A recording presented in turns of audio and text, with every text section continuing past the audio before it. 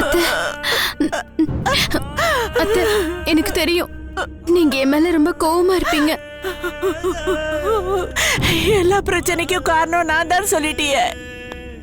அது உண்மைன்னு உங்க மனசாட்சிக்கு தெரியாதா அத்தை? தெரியுதுமா, ஆனா ஏத்துக்கிறதுக்கு எனக்கு ரொம்ப கஷ்டமா இருக்கு. அத்தை, உங்க மனச நான் புண்படுத்தி இருந்தா அதுக்காக நான் மன்னிப்பு கேட்டுக்கிறேன். ஆனா நம்ம எத்தனை நாள் தான் இப்படி ஓடி ஒளிஞ்சிட்டு இருக்க முடியும்? என்னைக்காவது நாம நிஜத்தை சந்திச்சுதானே ஆகணும். என் பிள்ளைய இப்படி விரட்டி விட்டுட்டியம்மா. இனிமே இந்த வீட்டுக்கு வரமாட்டேன்னு சொல்லிட்டு போயிட்டா. அத்தை, நான் சுப்பு மாமாவை விரட்டுறதுக்காக சொல்லல. அவருக்கு ரோஷம் வரட்டும் தான் நான் அப்படி சொன்னேன். அவரும் ஒரு பொண்டாட்டிக்கு புருஷனா இருக்கட்டும் அத்தை. இந்த ரோஷம் தப்பு கிடையாது. இது சுயமரியாதைக்கான ரோஷம் அத்தை. இது ஒவ்வொரு மனுஷனுக்கும் ஒவ்வொரு ஆம்பளைக்கும் கட்டாயம் இருக்கணும்.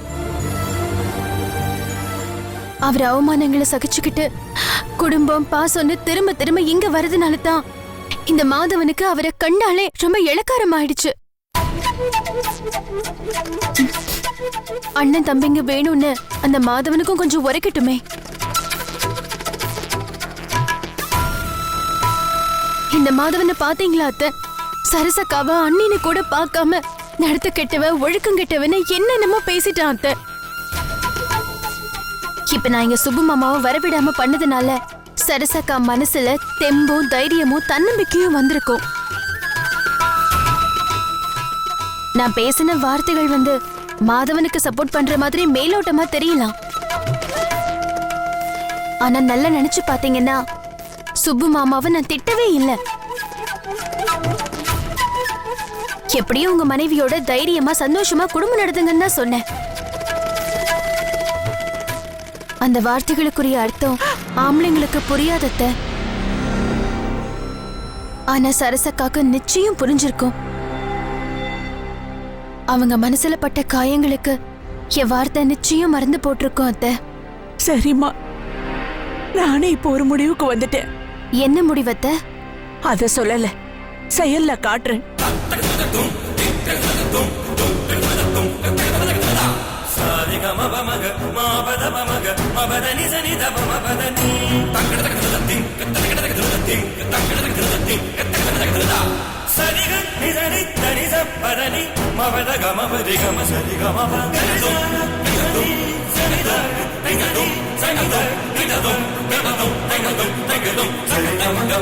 ஒரு நிமிஷம் நில்றே. நான் தெரியாம தான் கேக்குறேன், நீ யாரோட கட்சிடி? இதுல என்ன சந்தேகம்? நான் உனக்கு தானே சப்போர்ட் பண்ணி பேசுறேன். எனக்கு சப்போர்ட் பண்ணி தான் பேசுற. ஆனா அதுல ஏதோ உள்குத்து இருக்கிற மாதிரியே தெரியுது. அது என்னன்னு எனக்கு புரியல. அது புரிஞ்சிருந்தாதான் நீ எப்போ நல்ல புருஷன் ஆயிருப்ப. ஏய் வேணா. எந்த உள்குத்தும் இல்ல, எல்லாம் வெளிக்குத்துதான். பணம் ஒரு பேய். அது புடிச்சிருச்சுன்னா நம்மள விடவே விடாது. அதனாலதான் நம்ம குடும்பத்துல இவ்ளோ குழப்பமோ. இத நீ எப்பதான் புரிஞ்சுக்க போற? தாத்தாவோட சொத்து என் கைக்கு வரும்போது உன்னெல்லாம் இந்த ஜென்மத்துல திருத்தவே முடியாது. ஆமாண்டி, அவன் திருட்டுத்தனம் பண்ணா, அவன் தனி கொடுத்தனம் பண்ணா. என்ன என்னமோ குத்தம் சொல்லிட்டு இனிமேல் இந்த வீட்டுக்கே வர மாட்டேன்னு சொல்லிட்டு போறான். போனா போறான், எனக்கு என்ன? அதானே, உனக்கு என்ன? நம்மளா போ சொல்லி போனாரு, அவரா தானே போனாரு. நம்ம மேல என்ன தப்பு இருக்கு?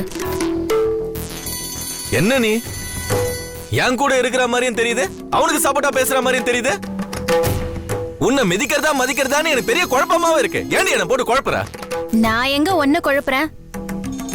நீதான் ஏற்கனவே உலகமாக குழப்பவாதியாச்சே.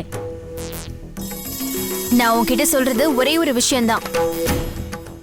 ஏதோ அவங்க முன்னாடி உன் கௌரவத்தை காப்பாத்துறதுக்காக தாத்தா சொத்துக்கு என் புருஷ உரிமை கொண்டாடுறதுல என்ன தப்பு இருக்குன்னு கேட்டேனே தவிர எனக்கு இதுல சுத்தமா உடன்பாடே கிடையாது. அவர் சொத்தை துரத்துற காரியத்தை மட்டும் நீ விட்டுரு. நீ கண்டிப்பா உருப்பிட்டுருவ. இத பாரு, சொத்து இல்லாம உருப்படியா இருந்து நான் என்னத்த சாதிக்க போறேன்? அதுக்கு பதிலா சொத்தை நான் வச்சுக்கிட்டு உருப்படாம போறனோ இல்ல சாதிச்சுட்டு போறனோ, அதுல உனக்கு என்னடி கஷ்டம்? பணக்காரியா பிறந்துட்டு வாழ்ந்துட்டு பணம் வேணா வேணான்றிய. பணம் பேசுண்டி. அது உன்கிட்ட பேசிட்டு தானே இருக்கு. மாதவா, என்ன விட்டு உன் மூஞ்சிலேயே முழிக்கு பிடிக்கல. என்கிட்ட நீயும் வராத, நானும் உன்கிட்ட வரமாட்டேன்னு கத்துது கதறுது. ஆனா உன் காதுதான் சரியாவே கேட்க மாட்டேங்குதே. என்னடி திமிரா உனக்கு? என்னவோ போ, நீயாச்சு உன் பணமாச்சு, அதான் கேஸ் போட்டிருக்கல. வந்தா பாக்கலாம்.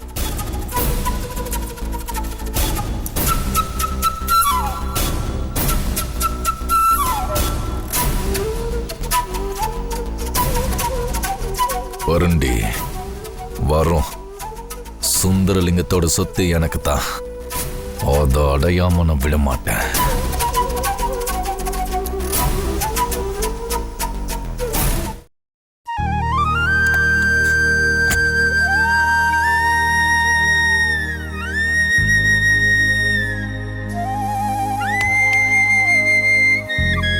மாத்திரை போட மறந்துட்டீங்க பாத்தீங்களா? அதான் நீ இருக்கிய ஞாபகப்படுத்துறதுக்கு. சரி, எனக்கு தான் உடம்புல எந்த பிரச்சனையும் இல்லையே, எதுக்கு நான் டெய்லி மாத்திரை போடணும்? என்னங்க நீங்க ஒரு விட்டமின் மாத்திரை தானே கொடுக்குறேன், அதுக்காக டெய்லி என்ன கேள்வி கேட்பீங்களா? அன்னைக்கு என்னமோ நான் விஷம் கொடுத்தா கூட சாப்பிடுவேன்னு சொன்னீங்க. இந்த ஆம்பளைங்களே இப்படிதான், முன்ன ஒரு பேச்சு பின்ன ஒரு பேச்சு. இப்ப இந்த மாத்திரையை போட போறீங்களா இல்லையா? என்ன திவ்யா, எதுக்கு நான் மாத்திரை சாப்பிடணும்னு கேட்டேன், அதுக்கே இவ்ளோ பேசுற? இப்ப நீங்க இந்த மாத்திரையை போட போறீங்களா இல்ல எங்க அம்மா வீட்டுக்கு போகவா? ஐயோ, வேணாம் வேணாம் வேணாம் வேணாம் வேணாம், குடு.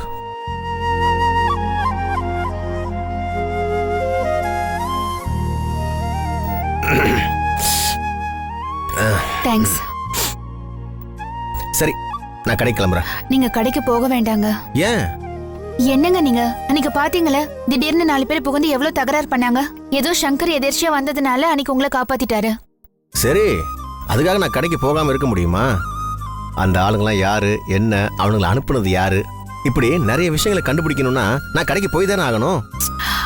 அது மட்டும் இல்லைங்க, நீங்க போனீங்கன்னா சும்மா இருக்க மாட்டீங்க, மூட்டையெல்லாம் தூக்குவீங்க. என்ன திவ்யா, உனக்கு என்ன ஆச்சு? 10 வருஷமா நான் தான் கடையை பார்த்துக்கிட்டு இருக்கேன். நான் ஏத்தாத லோடா, நான் தூக்காத அரிசி மூட்டையா, இதெல்லாம் பழகி போன விஷயம் திவ்யா. அதெல்லாம் அப்போங்க. ஆனா இப்ப என்ன ஆச்சுன்னு கேக்குறேன். இப்போ நீங்க அரிசி மூட்டை தூக்குறதெல்லாம் எனக்கு பிடிக்கல. ப்ளீஸ், நான் சொல்றத கேளுங்க. இல்ல நான் கடைக்கு போயே தீர்வேன்னு சொன்னீங்கன்னா நீங்க பேசாம கல்லையில உட்காந்துக்கோங்க. இந்த மூட்டை தூக்குறதுக்கெல்லாம் வேற ஆளை வச்சுக்கோங்க. என்ன பாக்குறீங்க? நீ ரொம்ப மாறிட்ட திவ்யா, நீ முன்ன மாதிரி இல்ல. அதெல்லாம் விடுங்க. இப்ப நான் சொல்றத கேட்க போறீங்களா இல்லையா? அரிசி மூட்டை தூக்க மாட்டேன்னு எனக்கு ப்ராமிஸ் பண்ணுங்க. பிராமிஸா? பிராமிஸ் எதுக்கு? இனிமேலு அரிசி மூட்டைய மாமா தான் தூக்குவாரு, நான் நின்னு வேடிக்கை தான் பார்ப்பேன்.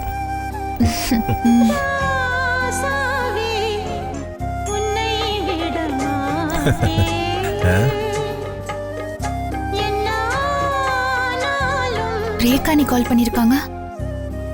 ஹலோ, சொல்லுங்க ரேகா நீ. அப்படியா? எப்போ?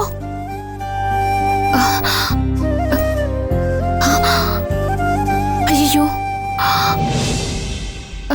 எப்போ நடந்தது இதெல்லாம்? அப்படியா? சரி, நான் நேர்ல வரேன். நான் வந்து பேசுறேன். சரிங்க அண்ணி. சரி. திவ்யா, என்னாச்சு? சுப்பண்ண கிடைச்சிட்டாராம். அப்படியா? எங்க இருந்தாராம்? எங்க இருந்தாருன்னு அவருக்கே தெரியலையாம். வீட்டுக்கு வந்து ஒரே பிரச்சனையாம். எப்படி என் பொண்டாட்டியை நீங்க எல்லாரும் சந்தேகப்படுவீங்க? நானும் அவ்வளோ ஒன்னாதான் காஞ்சிபுரம் வீட்டுல தண்ணி கொடுத்துன்னு இருந்தோம். நான் தான் அவ கர்ப்பத்துக்கு காரணம்னு மாதவ என்ன மேல ரொம்ப கோச்சுக்கிட்டாராம். அதுவும் எப்படி என் பொண்டாட்டியை வச்சு இந்த சொத்துக்காக சண்டையெல்லாம் போடுவேன்னு பயங்கர சண்டையாம். அப்பா, சுபு மச்சானுக்கு இப்போ வாச்ச ரோசம் வந்துச்சே. அது மட்டும் இல்லைங்க, அண்ணிய கூட்டிட்டு அண்ணன் காஞ்சிபுரம் வீட்டுக்கே போயிட்டாராம். இனிமே என்ன பார்க்கணும்னு நினைச்சா எல்லாரும் அங்க வந்து பாருங்க, நான் வரமாட்டேன்னு சொல்லிட்டாராம். யாரு சுபு மச்சான கடத்தி வச்சிருப்பா? யாரு சரசகாவை பத்தி தப்பான போட்டோலாம் அனுப்பிச்சு வச்சிருப்பாங்க? என்ன யாரு அரிசி மண்டியில் வச்சு அடிச்சிருப்பா? அதுதாங்க எனக்கும் குழப்பமா இருக்கு. நான் அதுக்கு தாங்க சொல்றேன், தயவு செஞ்சு கடைக்கு கொஞ்ச நாள் போகாதீங்க. சரி, நான் மாமாவை அனுப்பிட்டு வந்துடுறேன்.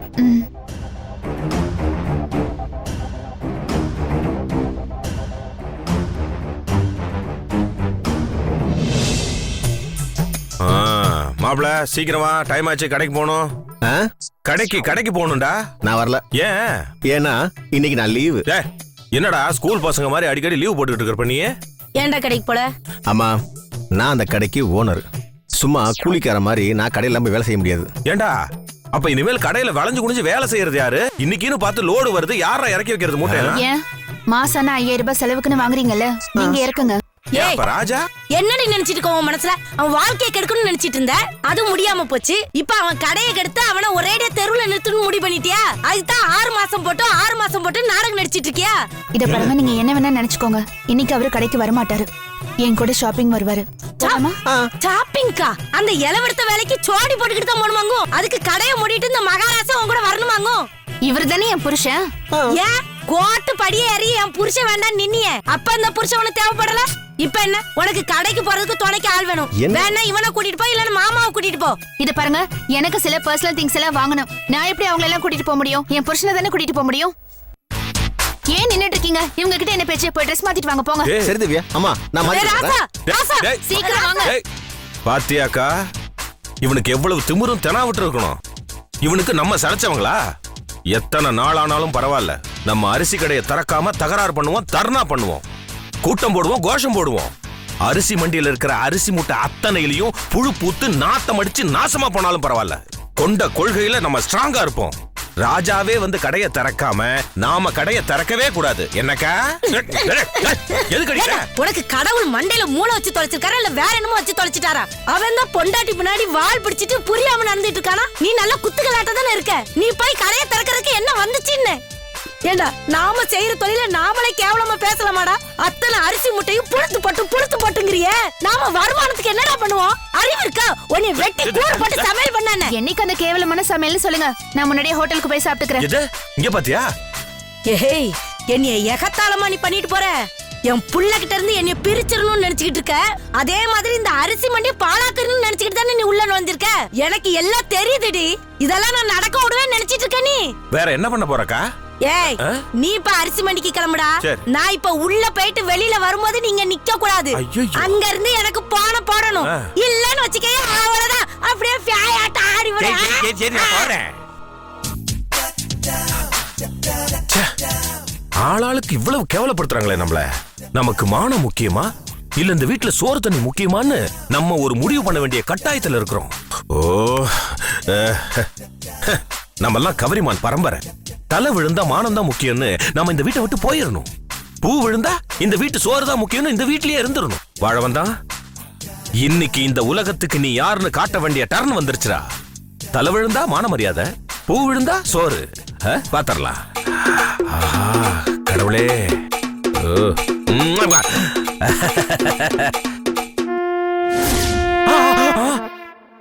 முருகா, என்ன முருகா இது? தலை மாதிரி தெரியுது. அப்படின்னா மான மரியாதை முக்கியம்னு இந்த வீட்டை விட்டு போயிடுறதா? ஐயோ, இல்ல இல்ல இல்ல, இத பிள்ளையாருக்கு நேர்ந்து விட்டுறலாம். நம்ம நல்ல சாமியை வேண்டிக்கிட்டு இன்னொரு தடவை போடுவோம். இப்ப பிள்ளையாருக்கு நேர்ந்து விட்டுட்டோம். இப்ப கரெக்டா வேண்டுவோம். பிள்ளையாரே பிள்ளையாரே. அபசகுணமா? நேரங்காலம் தெரியாம இப்படிதான் தும்புறதா? ராஸ்கல்ஸ். முருகா முருகா முருகா முருகா முருகா முருகா.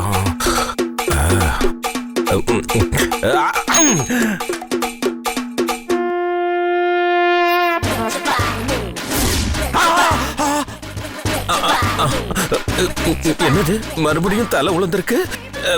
இல்ல இல்ல இல்ல இல்ல இல்ல, செல்லாது செல்லாது செல்லாது. சாமி கும்பிடும் போது அக்கா அபசகுணம் பிடிச்ச மாதிரி தும்பிச்சு, அதனாலதான் இப்படி எல்லாம் உளுந்திருக்கு. நாம கடைசியா ஒரு தடவை போட்டு பார்ப்போம்.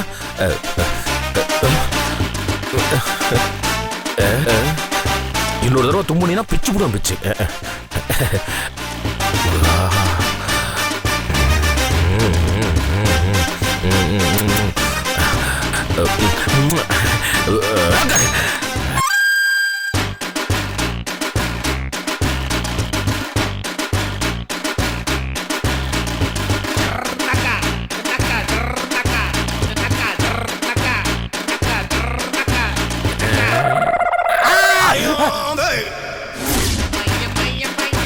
என்னது, இப்பவும் தலையே விழுந்திருக்கு?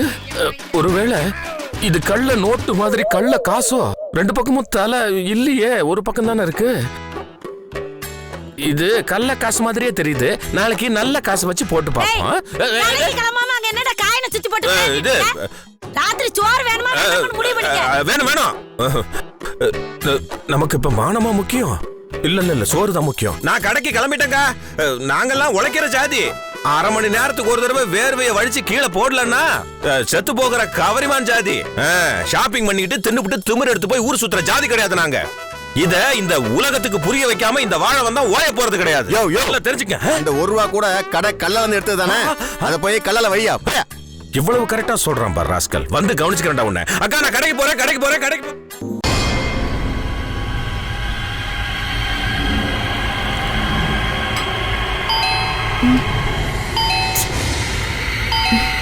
ஐயோ, யார் அது?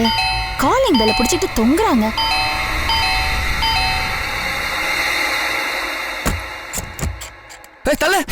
ஐயோ அண்ணே, அண்ணே என்ன ஆச்சு? ஐயோ என்ன ஆச்சுண்ணே? அண்ணே கேக்குறேன்ல, என்ன தேடிட்டு இருக்க? அந்த சுப்பு எங்க? அவரை தான் விட்டுட்டேனே. நிஜமா சொல்றேன், விட்டுட்டேனே. ஏன் கேக்குற?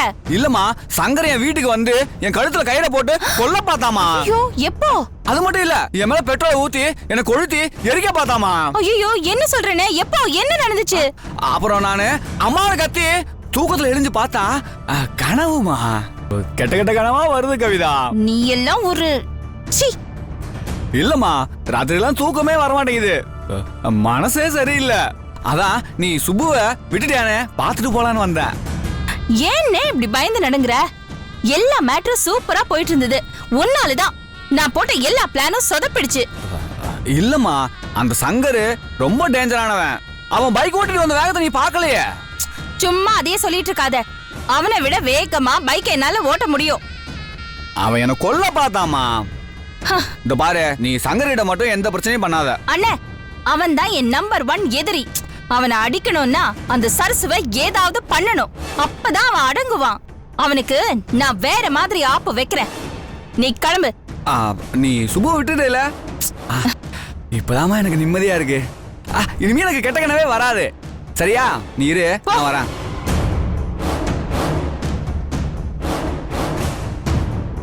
இடியட். இவன்லாம் எனக்கு அண்ணனா வந்து பிறந்தான். ச்சே, நான்சென்ஸ்.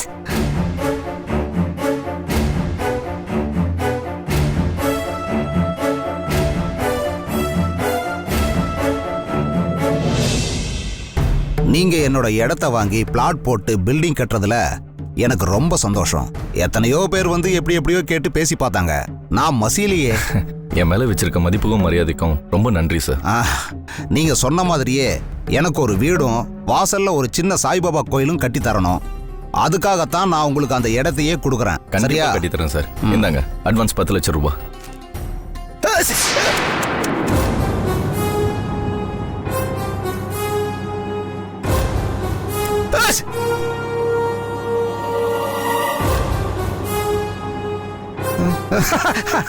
எடுங்க சார், எடுங்க சார். நிலத்துக்காக போட்ட பணம் நிலத்துல விழுந்துருச்சு. சுப சகுனம். ஏய், கமிஷன் வாங்கணுன்றதுக்காக என்ன வேணாலும் எதை வேணாலும் எப்படி வேணாலும் பேசலாம் சொல்ல வரியா?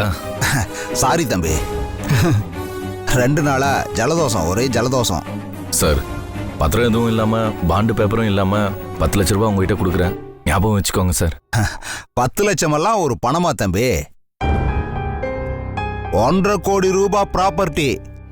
மீதி பணம் எப்ப தருவீங்க? இன்னும் 1 மாசத்துல கொடுத்துறேன் சார். 1 மாசத்துக்குள்ள மீதி 1.5 கோடி ரூபாய் கொடுத்துடணும்.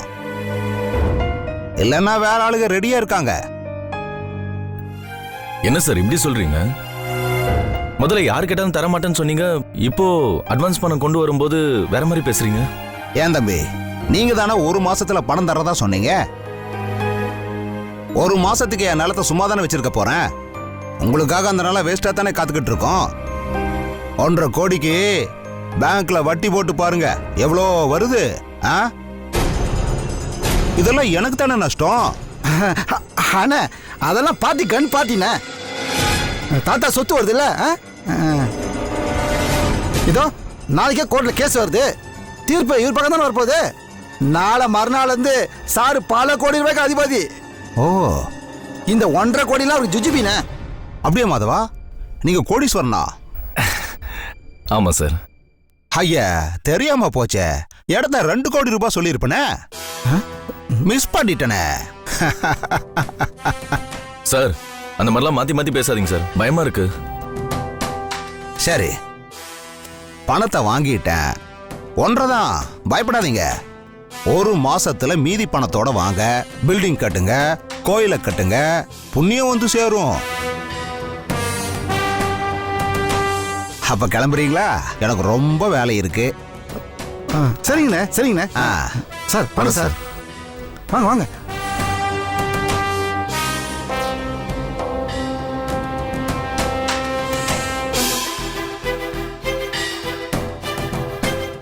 யோ என்னையா 10 லட்ச ரூபாய் கடன் வாங்கிட்டு வந்து கொடுத்துருக்கேன், ஒரு காபி தண்ணி கூட கொடுக்காம வெளியே துரத்துறான். அட விடுங்க சார், அவங்க வீட்டில் காப்பி போகிறதுக்கு ஆள் இருந்திருக்காது. இதெல்லாம் பெருசாக எடுத்துக்கிட்டு சார் கையை கொடுங்க சார். அட கையை கொடுங்க சார். வாழ்த்துக்கள் சார், நீங்க முதலாளி ஆயிட்டீங்க சார். விடியா, எனக்கு மனசே சரியில்லையா. ஏன் சார்? பின்ன என்னையா, 10 பைசாக்கு வட்டி வாங்கி 10 லட்ச ரூபாய் வாங்கி கொடுத்துருக்கேன், பணம் கை மாறும் போது தும்முறான். நான் 2 கோடி ரூபாய்க்கு வித்து பண்றான், இல்ல வேற யாருக்கா கொடுத்துருவேன்றான். அது இதுன்னு ஏதோ பேசிட்டு இருக்கான். நான் நினைக்கிறேன் நீ என்ன சரியா மாட்டி விட்டுட்டியோன்னு. சார் என்ன சார், நான் என்னமோ உங்க இடத்த ஏமாத்தி வாங்கின மாதிரி பேசிட்டு இருக்கீங்க. அது உங்க இடம் சார். வந்த பிறகு தானே, இன்னும் நலப்பத்திரம் கைக்கு வரலையே. உனக்கு என்ன 2 பக்கமும் கமிஷனு? சார் அதெல்லாம் வரும் சார். இந்த கேஸை எப்படி நீங்க தான் ஜெயிக்க போறீங்க. அந்த இடம் உங்களுக்கு தான் சார்.